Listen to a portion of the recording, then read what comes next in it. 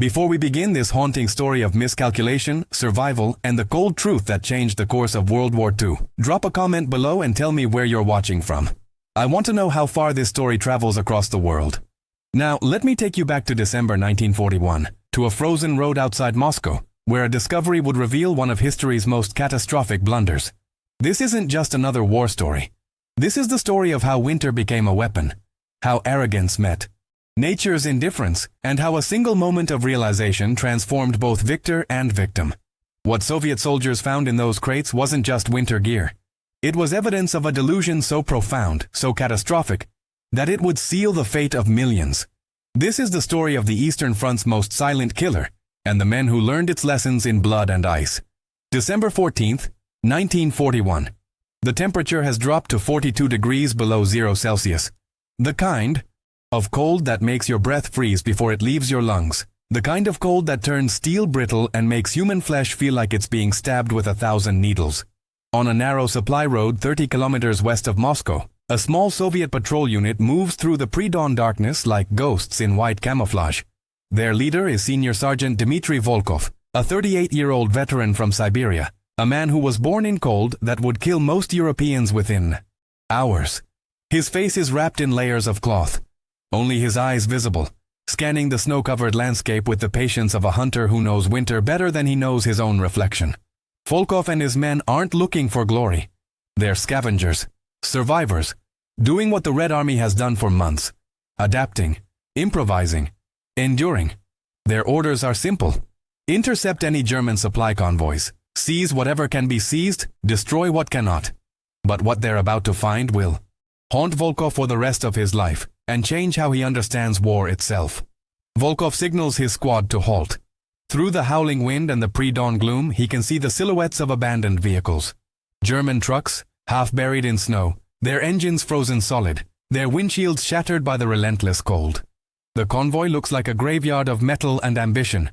No movement, no guards, just silence and snow, and the eerie stillness of a battlefield where nature has already declared victory. The Soviet soldiers approach with caution, weapons ready, but there's no resistance. The first truck they reach has its cargo doors frozen open. Inside, stacked in neat military precision, are wooden crates stamped with Wehrmacht insignia. Volkov pries one open with his bayonet, expecting ammunition or rations. What he finds instead makes him stop breathing. Winter coats. Thick, quilted, high-quality winter coats. Wool-lined gloves. Insulated boots with felt liners. Balaclavas. Thermal underwear.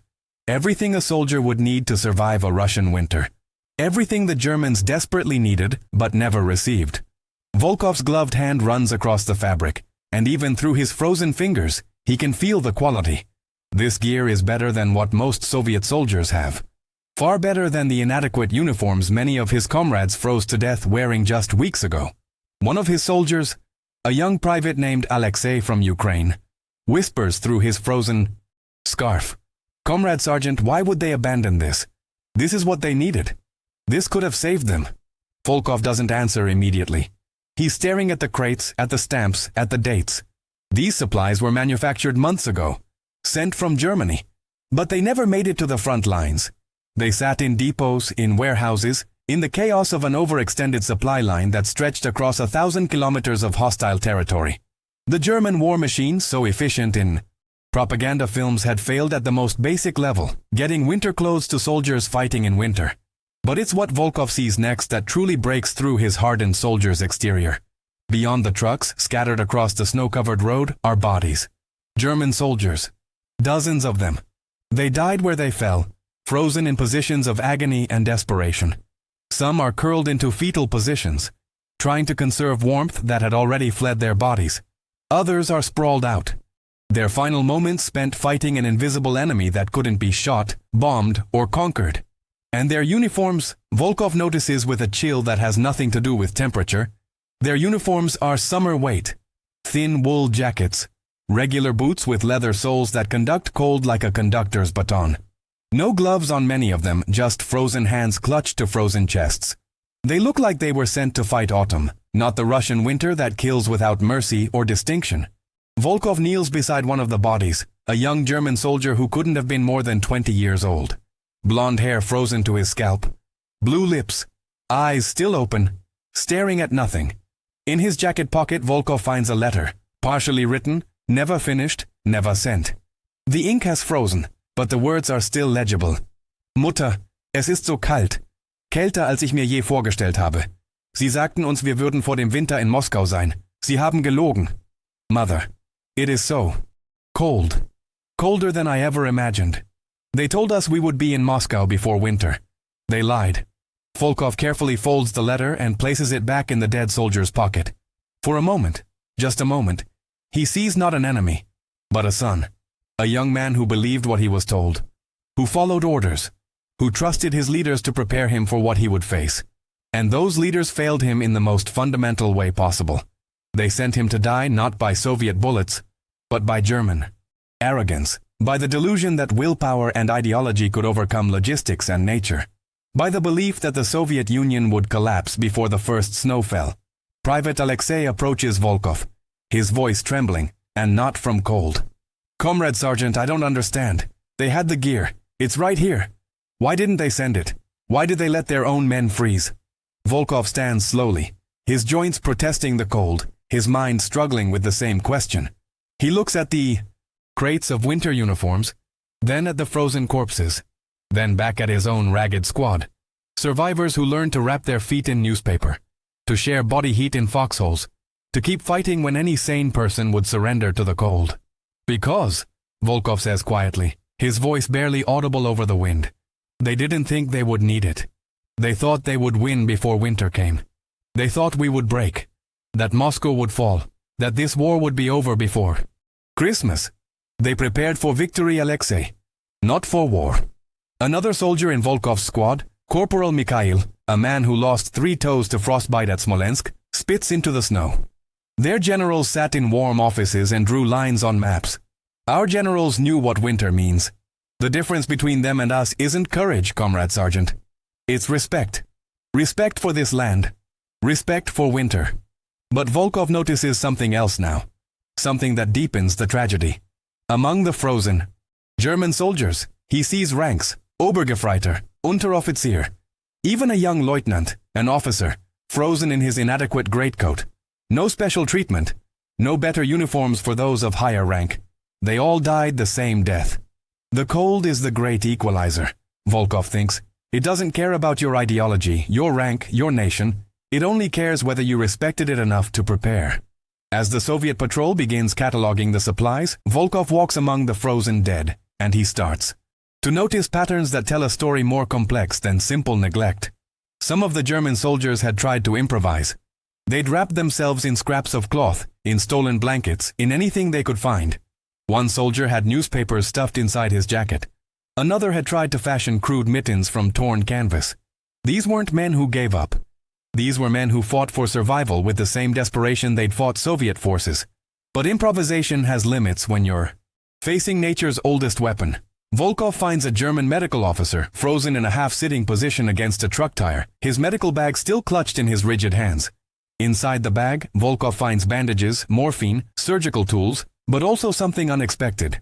A detailed medical log, written in precise Germanic handwriting. The doctor had been documenting the effects of extreme cold on the human body. Frostbite progression, hypothermia stages, treatment attempts, failure rates. The ECAO 60. Last entry, dated 3 days ago, reads in German. We can no longer treat cold injuries. No warm facilities, no proper equipment. I have watched 47 men die this week, not from enemy fire, but from cold. This is not war. This is slaughter by stupidity. This German doctor, this enemy, had understood. He'd seen the same thing Volkov sees now. The catastrophic failure of preparation. The deadly gap between ambition and reality. Volkov carefully removes the medical log and places it in his own pack. This isn't intelligence in the military sense. This is testimony. Evidence of a truth that transcends sides. When leaders fail to respect reality, soldiers pay with their lives. Private Alexei calls out from another truck. Comrade Sergeant, you need to see this. Volkov approaches to find Alexei holding a different kind of document. A logistics report with official Wehrmacht stamps. Even with his limited German, Volkov can understand the dates and numbers. The winter gear had been manufactured in August and September. It was stockpiled in Warsaw in October. Orders were issued to transport it to the Eastern Front in early November, but the trains never came. The trucks were diverted. The priorities shifted. Ammunition took precedence. Fuel took precedence. Everything took precedence except the one thing that would determine whether German soldiers could even hold a weapon in their frozen fingers. They made a choice, Volkov says, staring at the document. Bullets over coats. Tanks over gloves. They gambled everything on winning quickly, and when that gamble failed, their soldiers paid the price. Corporal Mikhail joins them, his breath forming ice crystals on his beard. Our commanders made different choices, Comrade Sergeant. Not because they were smarter, but because they knew what losing to winter means. Every Russian knows. Every Russian has always known. Winter is not your ally. Winter is a force you survive, if you're prepared and lucky. The sun begins to rise, casting long shadows across the frozen tableau of German defeat. In the growing light, Volkov sees the full scope of the convoy's fate. 15 trucks, perhaps 80 soldiers, all dead. Hundreds of crates of winter equipment, useless now, arrived too late by 3 months and 1,000 strategic miscalculations. This isn't a battle site. This is a monument to hubris. As his squad begins loading the salvageable supplies onto their own sleds, Volkov notices something that makes him pause. One of the frozen German soldiers, a sergeant based on his insignia, has his hand extended forward, fingers curved as if reaching for something.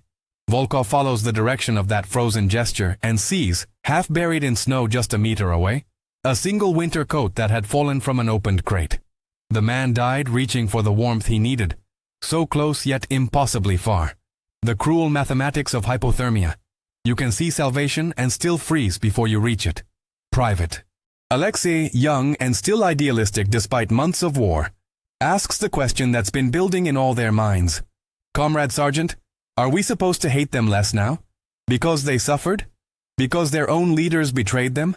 It's a fair question, and Volkov knows it. The propaganda is clear. Germans are fascist invaders, enemies of the Soviet people, perpetrators of atrocities across occupied territories. And all of that is true. But standing here, surrounded by evidence of a different kind of atrocity, an atrocity of negligence and arrogance committed by German command against its own soldiers, Volkov finds the answer more complicated than ideology allows. No, Alexei, Volkov finally says, his voice carrying the weight of his Siberian childhood and 6 months of winter warfare. We don't hate them less, but we understand them differently. These men, he gestures at the frozen corpses, they were still invaders. They still came to our land with weapons and orders. To conquer. Their suffering doesn't erase that. But it shows us something important. They weren't superhuman. They weren't the invincible force their propaganda claimed. They were men, sent to fight with summer clothes and winter promises, and that means we can beat them. Not just because winter is our ally, but because we understand something their leaders never did. You cannot conquer what you do not respect. Corporal Mikhail nods slowly, understanding the deeper lesson. The general winter. They fear? It's not on our side, Comrade Sergeant. Winter isn't loyal to anyone, but we know how to coexist with it. We were born in it. We learned to respect it before we learned to walk. That's the difference. Not that we're stronger, but that we never assumed we were stronger than winter itself. The squad continues their salvage operation as the morning light reveals more of the frozen convoy's secrets. They find personal items, letters from home, photographs of families, small Bibles and prayer books, lucky charms and keepsakes. Universal things that soldiers carry regardless of which flag they serve. Each item is a reminder that these frozen men had lives before this, had hopes of lives after this. The cold didn't care about any of it. In one truck's cab, Volkov finds something that crystallizes the entire tragedy. A German planning map, detailed and precise, showing the projected advance to Moscow. The timeline is marked in confident red arrows. September 15th, Smolensk. October 10th, Vyazma. November 5th, Moscow suburbs. November 15th, Red Square. The date today is December 14th. The arrows on the map have long since become fantasies, and the men who were supposed to march those arrows are scattered across the frozen landscape, victims of the gap between the map and the territory, between the plan and reality. Volkov carefully folds the map and adds it to the documents he's collected. These aren't trophies, they're lessons, evidence of how war is. Lost not just on battlefields, but in planning rooms where comfort breeds contempt for logistics, where ideology overrules reality, where leaders believe their own propaganda. As the Soviet patrol prepares to leave, having taken everything useful and set charges to destroy the rest, Volkov takes one last walk among the frozen German dead. In the growing daylight, he can see their faces more clearly now. Young faces mostly. Boys who should be in universities or apprenticeships, not frozen on a Russian road. He thinks about the German doctor's final log entry. This is not war. This is slaughter by stupidity. And Volkov realizes that's exactly what it is. War involves combatants fighting combatants. This is something else. Leaders sacrificing their own men to save face, to avoid admitting the campaign failed, to keep feeding soldiers into a meat grinder because stopping would mean acknowledging the entire strategy was flawed from the beginning. Private Alexei approaches Volkov one more time. Comrade Sergeant, there's one more thing. In the last truck, Volkov follows him to find something unexpected. A small printing press and stacks of propaganda leaflets, ready for distribution in conquered Moscow. The leaflets show smiling German soldiers handing out bread to grateful Soviet citizens, promising liberation from Bolshevism, promising order and prosperity under the new European order. The irony is so profound it's almost painful. They brought propaganda for their victory, before they brought coats for their soldiers. They prioritized the celebration before ensuring there would be something to celebrate.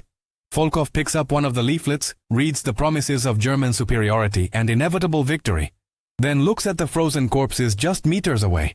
This, he says quietly, holding up the leaflet, this is what killed them, not us, not winter. This belief that willpower and propaganda could substitute for reality. They died because someone decided that looking victorious was more important than being prepared. The charges are set. The Soviet patrol begins their withdrawal, sleds loaded with salvaged winter gear that will keep some of their own comrades alive for a few more weeks. As they move away from the frozen convoy, Volkov hears the muffled explosions behind them, destroying what remains, denying any future salvage to other German forces. But he knows that what happened here will echo far beyond this forgotten road. As they trek back toward Soviet lines, the wind picks up, driving snow horizontally across the landscape. The kind of wind that can kill in hours if you're not prepared. Volkov's squad leans into it, experienced, knowing how to breathe, how to move, how to conserve energy in cold that remains merciless. They carry the German winter gear, but they don't need it the way the Germans did. They have something more fundamental. Generational knowledge of survival, learned from grandparents who survived previous winters, from parents who survived famines and hardships that would break most Europeans before they even began. This is the asymmetry that no German planner anticipated. The Eastern Front isn't just a military campaign. It's a test of cultural adaptation, of respect for environment, of humility in the face of forces that cannot be conquered by will alone. They reach Soviet lines by late afternoon, exhausted, half-frozen despite their experience. Volkov reports to his commanding officer, Captain Sokolov, a grim veteran of the Winter War against Finland, a man who lost half his company to cold in 1939 and never forgot the lesson. Volkov presents his findings. The abandoned convoy, the winter gear that never reached the front, the frozen German dead, the documents revealing the catastrophic logistics failure. Captain Sokolov listens without interruption, his weathered face expressionless, but his eyes reveal understanding that goes beyond military intelligence. When Volkov finishes, Sokolov is quiet for a long moment. Then he speaks, and his words carry the weight of painful experience. Sergeant Volkov, what you found today confirms what we've suspected for weeks. The Wehrmacht is dying from within. Not because we're out fighting them, though our soldiers fight with courage and desperation. Not because we have better weapons, because we don't. But because their entire campaign was based on a delusion. That the Soviet Union would collapse before winter. That our people would welcome them. That lightning war tactics could work in a country this vast, in conditions this extreme. They believed their own propaganda, and belief is not preparation. Sokolov pauses, then continues with something that sounds almost like pity. I fought in Finland 2 years ago. We made the same mistake. We thought the Finns would surrender quickly, that our numbers would overwhelm them, that winter wouldn't matter because we're Russians. We lost 30,000 men to cold in the first month. 30,000. Not to Finnish bullets but to Soviet arrogance. We assumed winter was our friend. We learned, at terrible cost, that winter is no one's friend. This admission shocks Volkov. Soviet commanders rarely acknowledge failures. especially not to sergeants. But Sokolov isn't finished. The difference between us and the Germans, Volkov, is that we learned our lesson. After Finland, we redesigned our winter uniforms.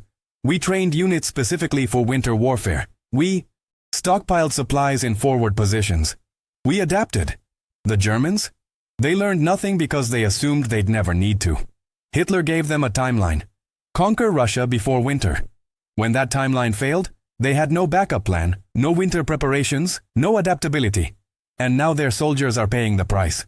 Volkov thinks about the frozen German sergeant reaching for the coat he'd never grasp, about the doctor documenting the slaughter by stupidity, about the young soldier's letter to his mother. Captain, permission to speak freely? Sokolov nods. The Germans we found today, they weren't the fanatics we see in propaganda. They were just soldiers, betrayed by their own command. Does that change how we should fight? It's a dangerous question, one that could be interpreted as sympathy for the enemy. But Sokolov considers it seriously. No, Sergeant. It doesn't change how we fight. They're still invaders on our soil. But it changes why we know we'll win. We'll win. Because reality always defeats delusion eventually. We'll win because you cannot conquer what you do not respect, and they respected nothing.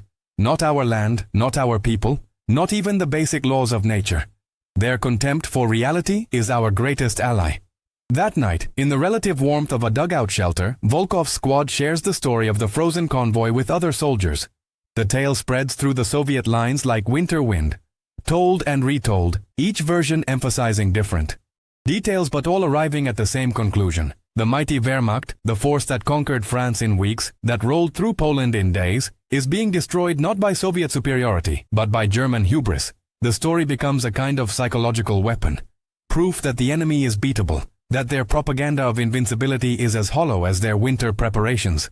Soviet soldiers who'd been on the edge of despair, who'd been retreating for months, who'd seen their comrades die in massive numbers, now have something new.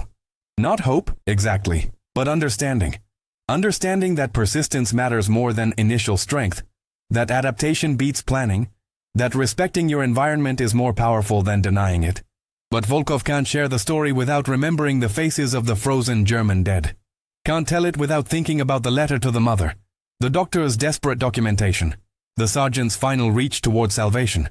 There's a complexity here that propaganda can't capture, a tragic waste that transcends sides. These German soldiers were both victims and perpetrators. Victims of their own leadership's arrogance, perpetrators of an invasion that brought death and destruction to millions of Soviet civilians. Both things are true, and Volkov's Siberian pragmatism won't let him simplify it into comfortable categories. In the weeks that follow, the story of the frozen convoy reaches higher command. Soviet intelligence synthesizes Volkov's findings with similar reports from across the Eastern Front. German forces everywhere are suffering catastrophic cold casualties, often outnumbering combat losses. The winter gear shortage isn't an isolated incident. It's systemic failure. The natural consequence of a campaign planned for 3 months that's now entering its 6th. Wehrmacht logistics, so efficient in short campaigns across temperate Europe, have completely collapsed under the strain of Russian distances, Russian winter, and Russian resistance. Stalin himself, in a rare moment of strategic clarity, recognizes the significance. He orders Soviet forces to capitalize on the German vulnerability, to launch winter counteroffensives while the Wehrmacht is literally frozen in place. The attack begins on December 5th, and the Germans, who'd been on the doorstep of Moscow, find themselves retreating for the first time in the war. Not because they're outfought, but because they can't hold positions when their men are dying of frostbite, when their weapons freeze, when their vehicles won't start, when supply lines can't deliver the basics of winter survival. The cold does what Soviet forces alone could not. It breaks the aura of German invincibility. But even as the strategic situation shifts, Volkov continues to see the human cost on both sides. Soviet offensives in winter aren't bloodless, they're just slightly less suicidal than German attempts to hold positions in inadequate gear. Soviet soldiers still freeze, still die, still suffer in conditions that remain barely survivable.